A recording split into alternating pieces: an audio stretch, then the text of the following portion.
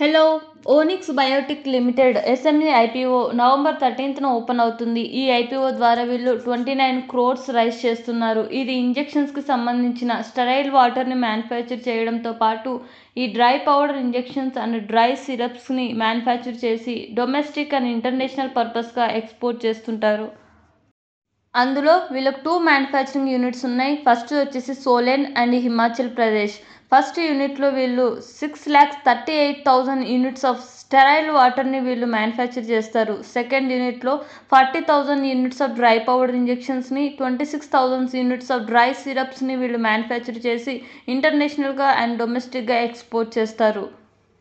Sterile water అంటే ఏంటంటే purified water. For suppose ఏదైనా ఇన్ఫెక్షన్ అయినప్పుడు సర్టైన్ డ్రగ్స్తో పాటు ఈ స్టెరైల్ వాటర్ని మిక్స్ చేసి ఇవ్వడం వల్ల ఆ మెడిసిన్ అనేది కరెక్ట్ వేలో డైల్యూషన్ అయ్యి ఫర్దర్గా కూడా ఇన్ఫెక్షన్ అవ్వకుండా కూడా ప్రొటెక్ట్ చేస్తుంది. దాంతో పాటు వీళ్ళు డిఫరెంట్ టైప్ ఆఫ్ ఇంజెక్షన్స్లో యూస్ చేస్తారు. అంతేకాకుండా ఈ ల్యాబొరేటరీ అండ్ మెడికల్ టెస్టింగ్లో కూడా ఈ వాటర్ని యూస్ చేస్తారు. కంపెనీ క్లయింట్స్ వచ్చేసి Hetero healthcare limited, Mankind Pharma limited, Sun Pharmaceutical industries limited and దాంతోపాటు రిలయన్స్ లైఫ్ సైన్స్ లిమిటెడ్. వీటితో పాటు మోర్ దెన్ 100 పైగా వీళ్ళ క్లయింట్స్ డొమెస్టిక్ అండ్ ఇంటర్నేషనల్గా ఉన్నారు. అండ్ రెవెన్యూ మీరు చూసుకున్నట్లయితే 2023 అండ్ 24కి 35% ఇంక్రీజ్ అయితే ప్రాఫిట్ ఆఫ్టర్ ట్యాక్స్ వచ్చేసి 65% ఇంక్రీజ్ అయింది.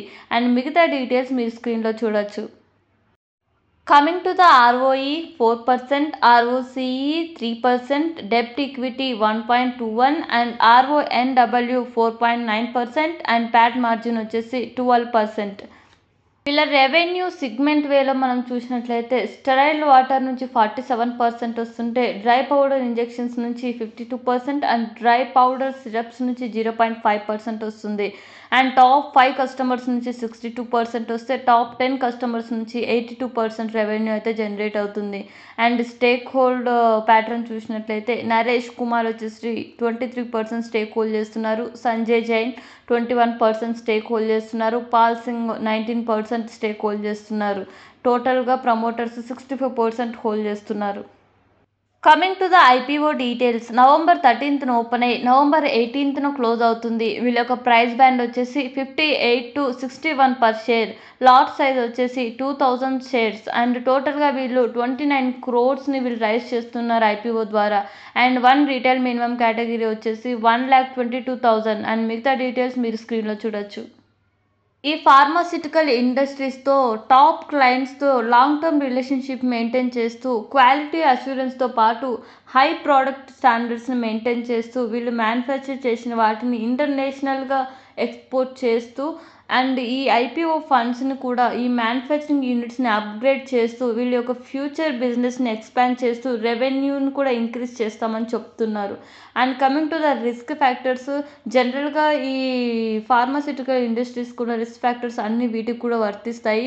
లైక్ ఏదైనా కీ క్లయింట్స్ ఎవరైతే ఉంటారో వాళ్ళ మీద ఎక్కువ డిపెండ్ అవ్వడం వల్ల వీళ్ళ యొక్క రెవెన్యూ మీద కూడా ఎఫెక్ట్ పడుతుంది. ఒకవేళ వాళ్ళ దగ్గర నుంచి బిజినెస్ రాలేదంటే మాత్రం ఓవరాల్ బిజినెస్ కూడా ఇంపాక్ట్ అవుతుంది. అండ్ అంతేకాకుండా ఈ ఫార్మాసిటికల్ ఇండస్ట్రీస్ డౌన్ అయ్యాయంటే మాత్రం వీళ్ళ ప్రోడక్ట్స్ కూడా డిమాండ్ తగ్గుతుంది. అండ్ క్వాలిటీ కూడా కరెక్ట్గా మెయింటైన్ చేయాలి. ఆర్ డెలివరీ వీళ్ళ యొక్క ప్రోడక్ట్ డెలివరీని డిలే చేసినప్పటికీ క్వాలిటీ ఒకవేళ మెయింటైన్ చేయకపోతే మాత్రం వీళ్ళ ఆర్డర్స్ క్యాన్సిల్ అవ్వడం జరుగుతుంది. అలానే ఫినాన్షియల్ లాస్ కూడా జరుగుతుంది. ఓవరాల్ బిజినెస్ కూడా ఇంపాక్ట్ పడుతుంది. ఈ కంపెనీ యొక్క గ్రే మార్కెట్ ప్రీమియం వచ్చి 10 ఉంది as of now. And expected returns వచ్చేసి 16% ఉంది. ఇది చేంజ్ కూడా అవ్వచ్చు. అండ్ మీలో ఎంతమంది ఈ ఐపీఓ అప్లై చేస్తున్నారు కింద కమెంట్ చేయండి. అండ్ ఇలాంటి వీడియోస్ కావాలంటే please subscribe to my channel.